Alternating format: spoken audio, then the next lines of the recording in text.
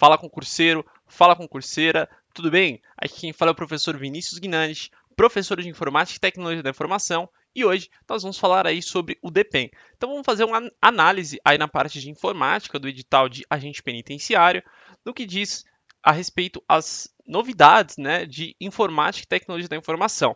Então fica no vídeo até o final e confira todas essas novidades. Legal?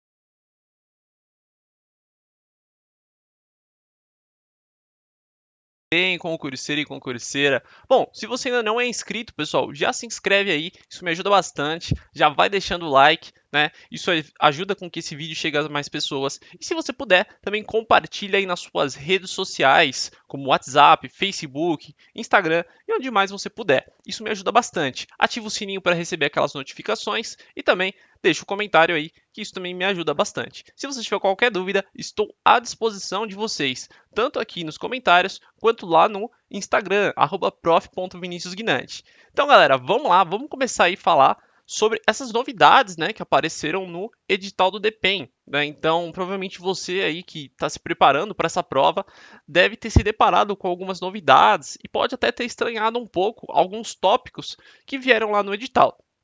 Então vamos lá para os slides e vamos dar uma olhada aí nesse edital do DPEM. Legal? Muito bem. Bom, galera, então, novidades do DPEM 2020, né? Já estou deixando aí novamente as minhas redes sociais, aqui no YouTube, Professor Vinícius Guinante, que é provavelmente onde vocês já estão, e lá no Instagram, @prof.viniciusguinante. E vamos lá, galera. Bom, o primeiro passo, galera, para a gente começar aqui, né, é a verticalização do edital de TI, né? E se você ainda não viu, né, o vídeo onde eu falo sobre a importância do edital verticalizado, né, eu vou deixar o link aqui na parte de cima, tá? E aí vocês dão uma olhadinha a importância, né, de como é verticalizar o edital. Então vamos lá, galera. Vamos falar aí sobre esse edital, né, e mostrar o porquê que ele é tão importante.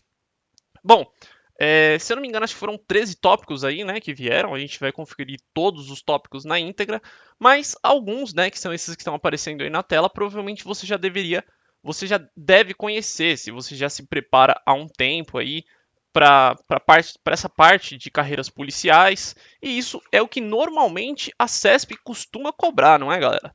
Então, vamos lá, vamos dar uma olhadinha. Esse tópico, né, essa primeira parte aí onde a gente fala sobre. Opa, deixa eu trocar aqui a cor da caneta. Esse primeiro tópico, onde a gente fala aí sobre os conceitos de intranet, internet, extranet, aqui bem tranquilo, né, galera? Né? Isso sempre caiu na prova da CESP, não é uma novidade, né? Então, essa parte de conceitos aqui também, ok. A parte de noções de sistema operacional Windows também tranquilo, né? O que eu achei estranho, que me chamou a atenção, foi que a prova não abordou o sistema operacional Linux. Então, você pode ficar tranquilo aí com essa parte de sistema operacional Linux, que isso não vai cair. O chato, né, pessoal, é que, por exemplo, quem se prepara aí para o DPEM e para a PC do Paraná não consegue aproveitar muito conhecimento dos dois, né? Por quê? Basicamente só vai conseguir nessa parte aqui de internet, de browser, isso aqui é em comum para os dois. Mas a PCPR cobrou exclusivamente o sistema operacional Linux e o DPEM cobra aí o sistema operacional Windows. Mas sem problema, porque ambos são bem tranquilos de serem trabalhados. A parte de acesso à distância, né, a CESP sempre cobrou isso, essa parte de edição de textos, redes de computadores, conceitos de segurança. Essa parte de convergência de rede, né, galera, eu acho desnecessário isso aqui, né, porque isso aqui poderia ser abordado dentro do tópico de redes. Mas, né, o que chama a atenção, né, galera, se a gente for parar para pensar, é que ela trouxe isso num tópico separado. Então, por que será que ela trouxe isso num tópico separado?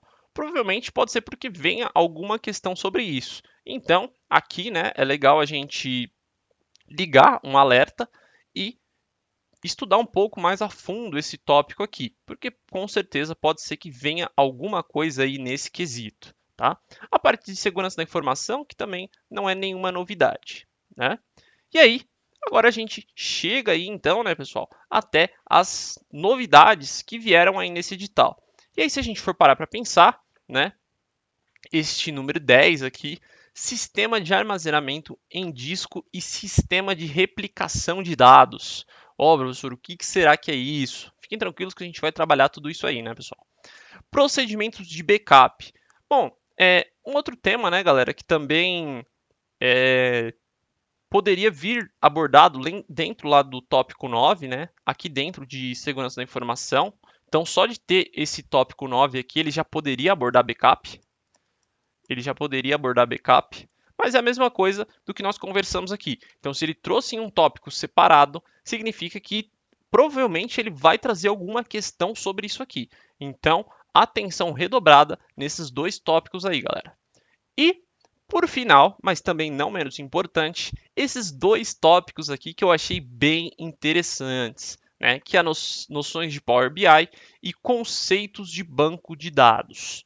Bom, galera, se você passou ali, né, em 2018, estudou ali para a Polícia Federal, né, provavelmente você já absorveu, já teve algum contato com a matéria de banco de dados. Então, provavelmente isso já não é mais nenhuma novidade para você, mas o que nos chama a atenção, né, que nós já falamos isso também no vídeo passado, em que a gente fala da importância de estudar TI, é que a matéria de tecnologia da informação, pessoal, ela está ficando cada vez mais profissionalizada, né? Então, foi-se a época em que eram cobrados apenas aqueles conteúdos de Windows, Word, Excel e PowerPoint, era só isso, né? Agora, a coisa está ficando um pouco mais profissionalizada e a prova ela ainda foi além, né? Além dela trazer conceitos de banco de dados, ela ainda trouxe noções de Power BI, que é nada mais nada menos do que Business Intelligence, né? Basicamente, né? Inteligência comercial, alguma coisa do tipo, né? E a gente vai ver que isso, apesar do nome parecer uma coisa de sete cabeças, é bem tranquilo. Então, galera, esses quatro tópicos, né, que foram os tópicos finais aí, que eu considerei como sendo novidade, né, que não eram cobrados tanto em outras provas, principalmente os dois últimos, né, na parte de carreiras policiais, a gente vai falar no vídeo de hoje exclusivamente sobre esses tópicos aí.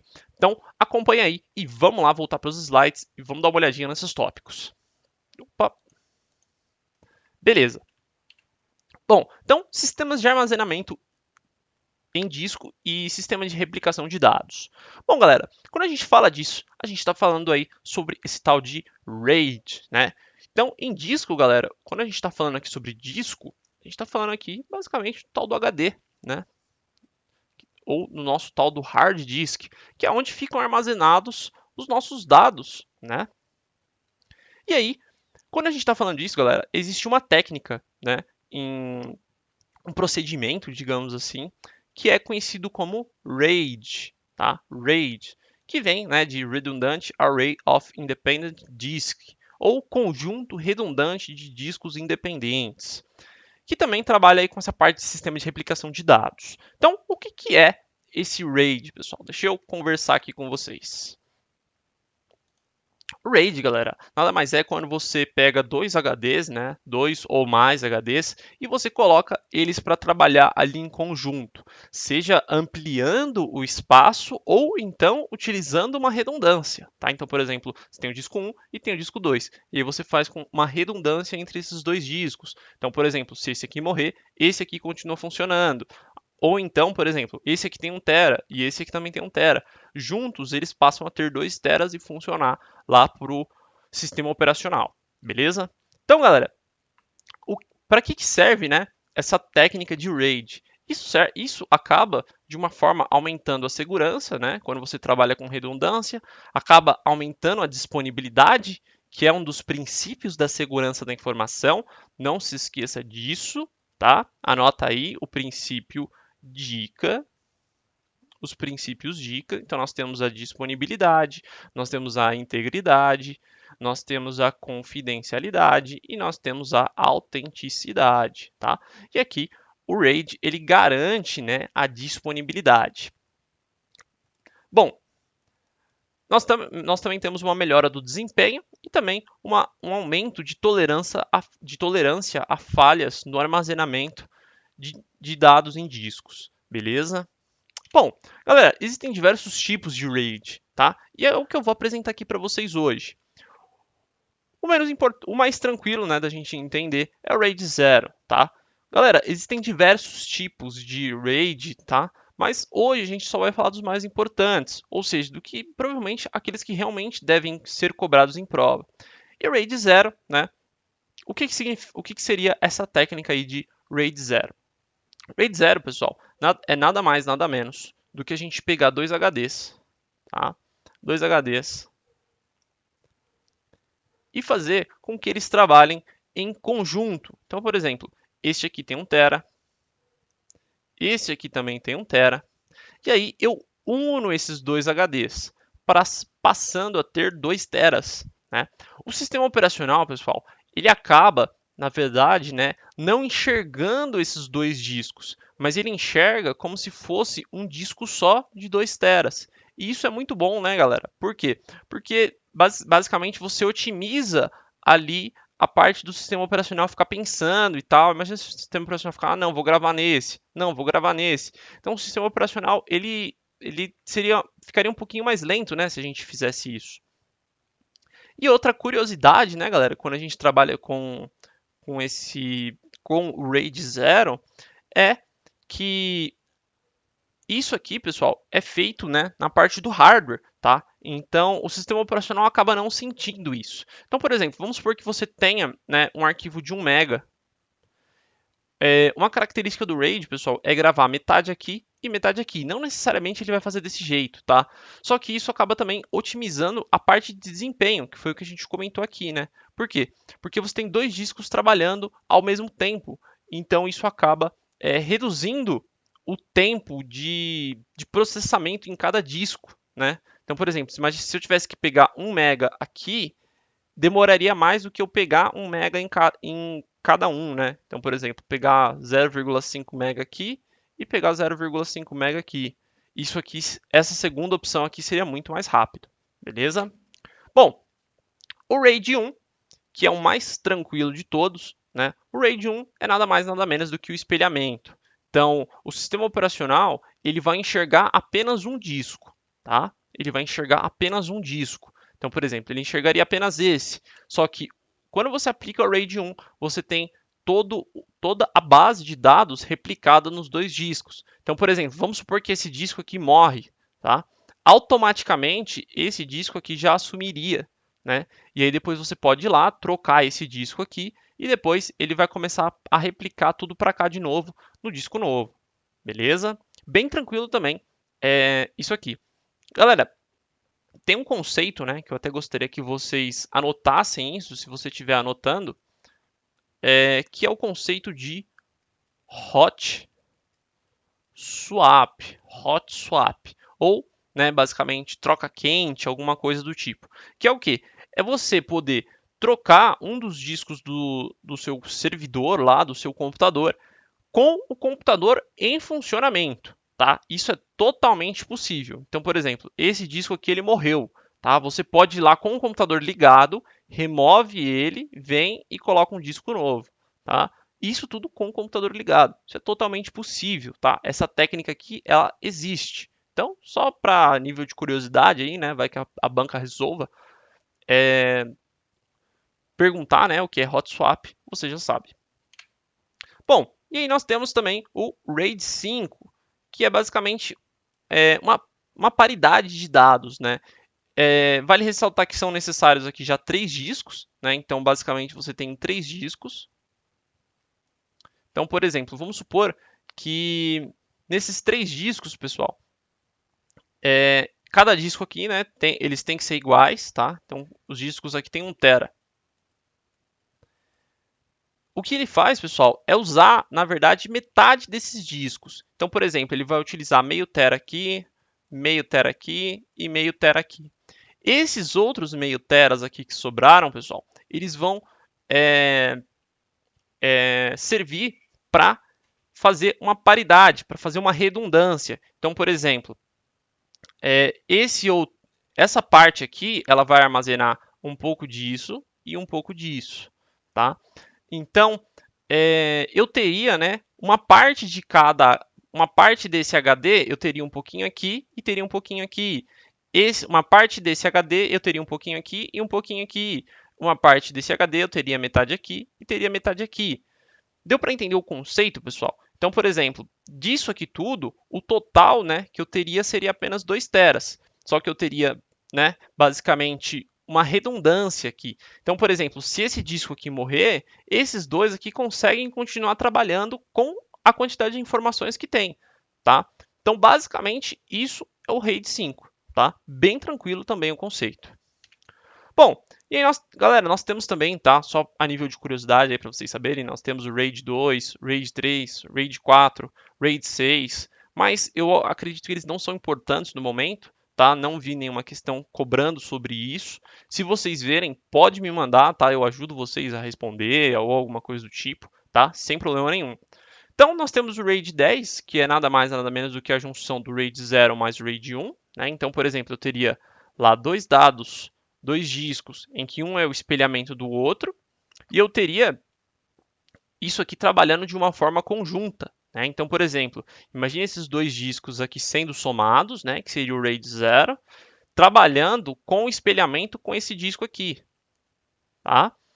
Então, esse aqui seria o espelhamento do RAID 0. Isso aqui é um RAID 10, tá? Bem tranquilo também.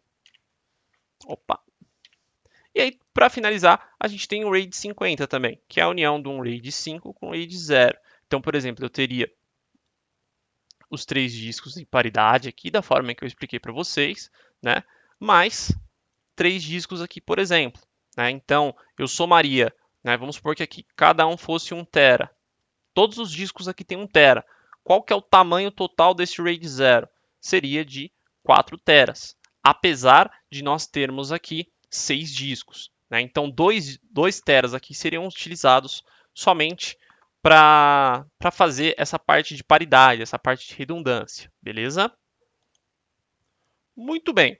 E ainda temos também o RAID 100, né, galera? Que é a junção do RAID 10 com o RAID 0. Então, basicamente, você tem ali dois RAID 0. Tá? Eu não vou ficar entrando porque também não é muito importante, só quis trazer aqui a título de curiosidade. Bom, chegamos então, né, pessoal, na parte de backup.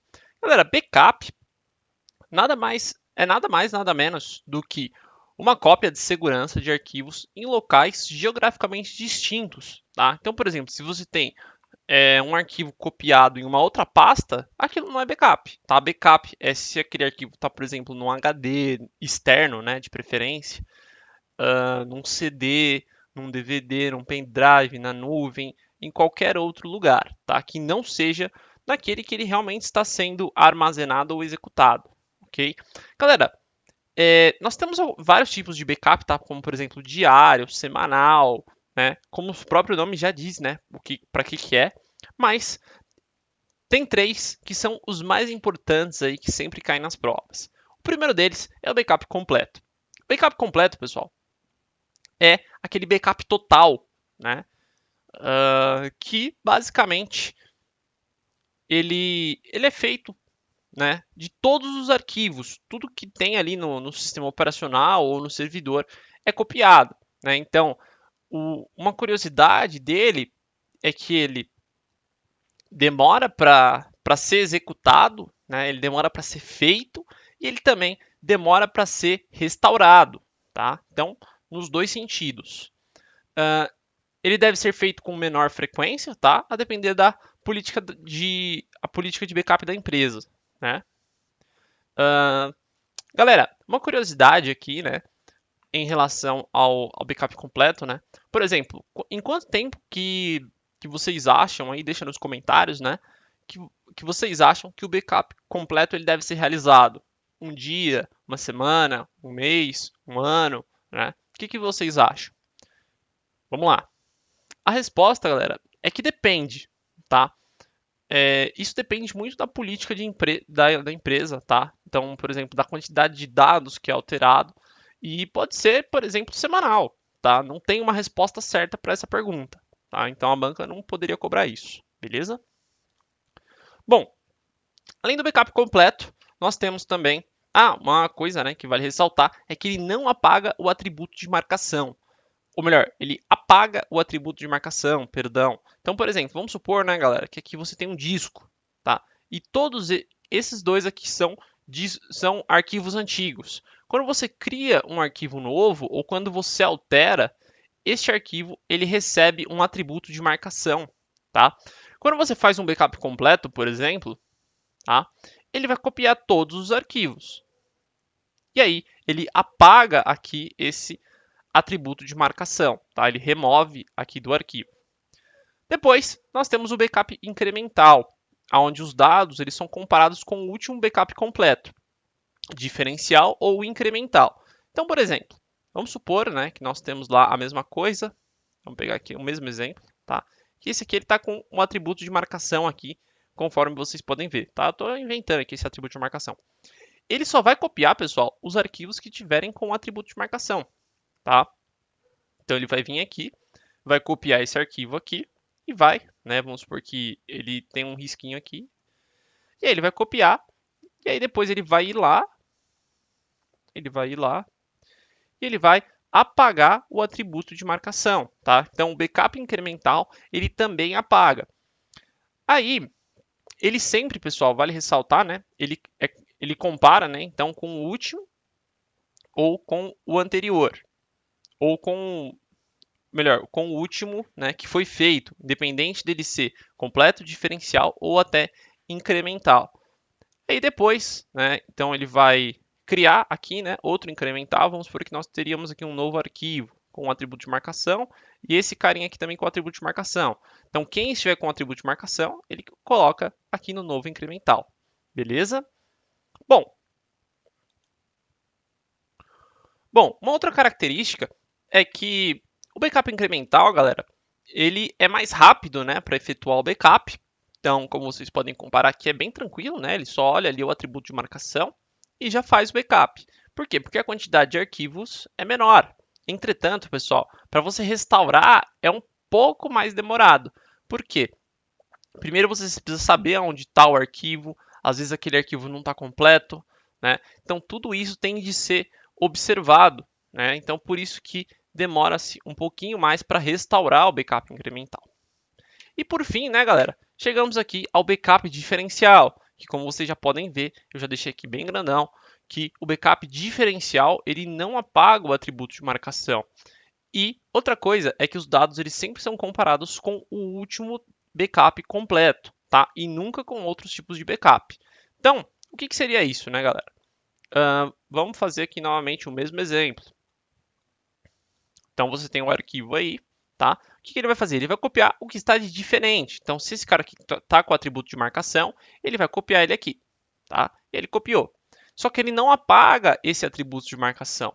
Então, quando ele for realizar novamente outro diferencial, e aí vamos supor que tenha aqui um novo arquivo, né? E aí ele já chega com o atributo de marcação, que eu desenhei aqui.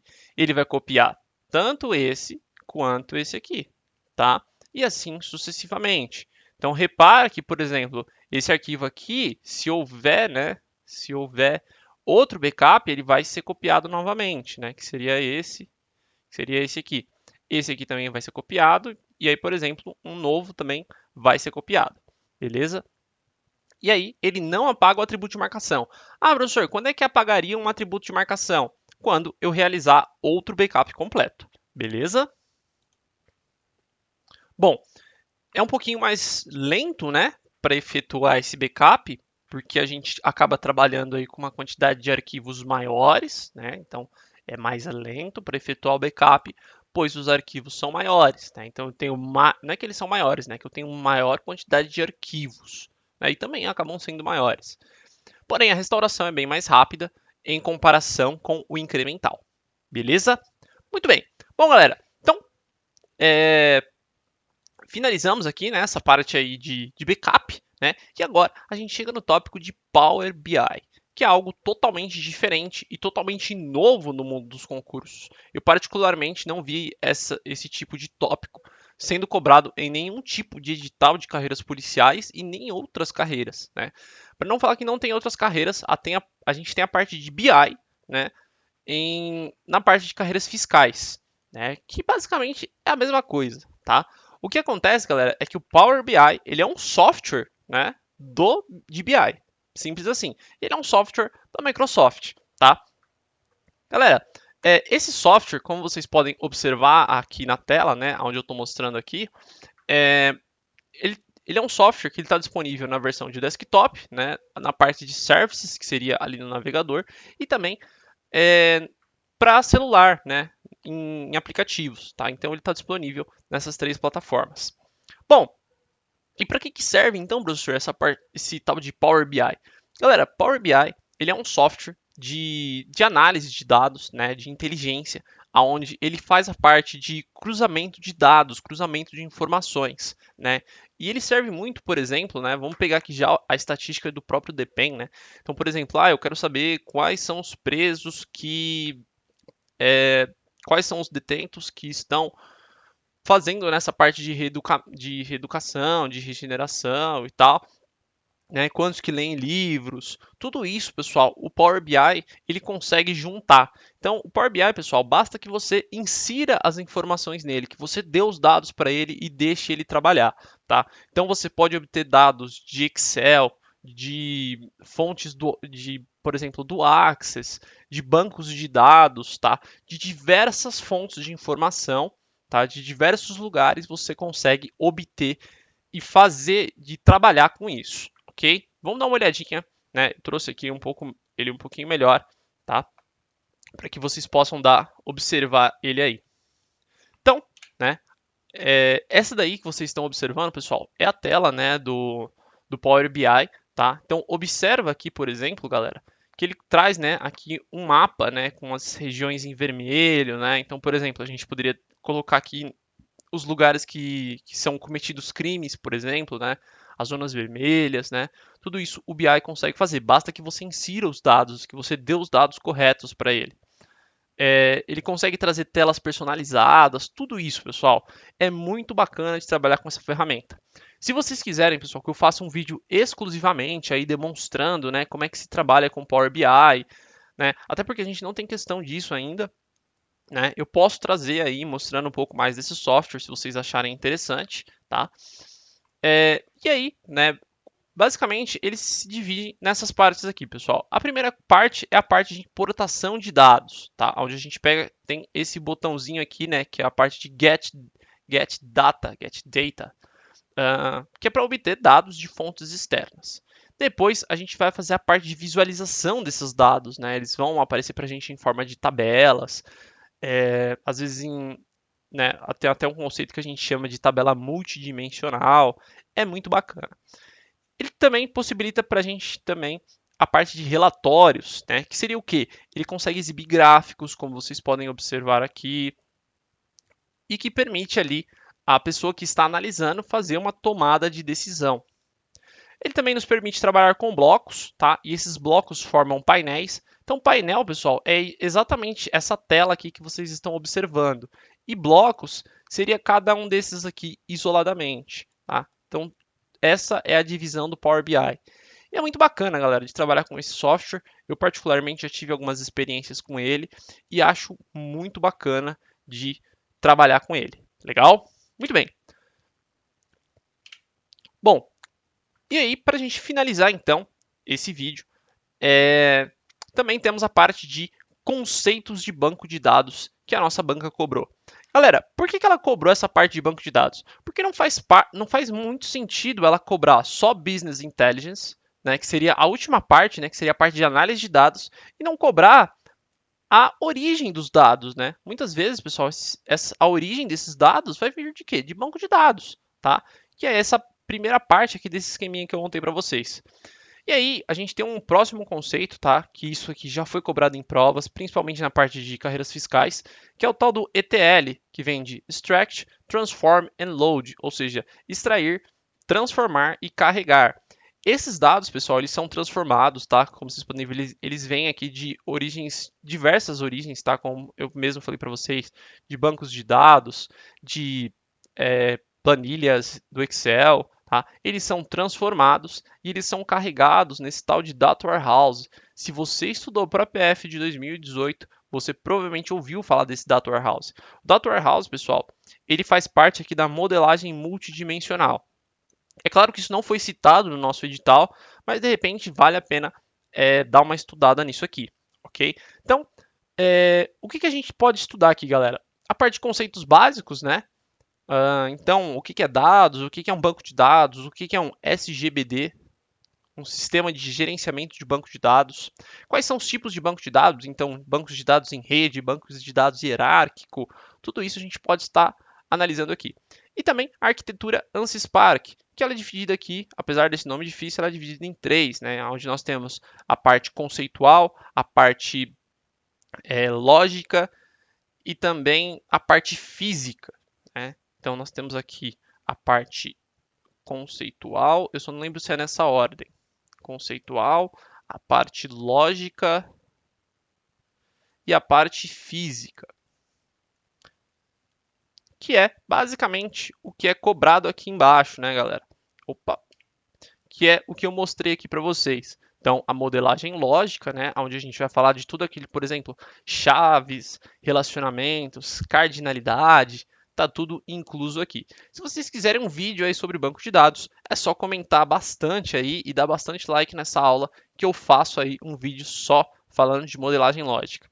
Modelagem física, galera, isso aqui eu tenho certeza que não vai ser cobrado. Por quê? Porque isso aqui, galera, já seria a parte de SQL, tá? Já seria aí um pouco mais avançado, né? Então acredito que isso aí não deve ser cobrado na prova. Legal? Muito bem. Bom, galera, então basicamente era isso que a gente tinha para falar para hoje, tá? Agradeço aí a visualização de todos vocês. Se vocês tiverem alguma dúvida, estou à disposição aí nos comentários e também lá no Instagram, tá? Deixo aí as minhas redes sociais na tela para você. E estou à disposição. Desejo bons estudos, um grande abraço e até a próxima. Valeu!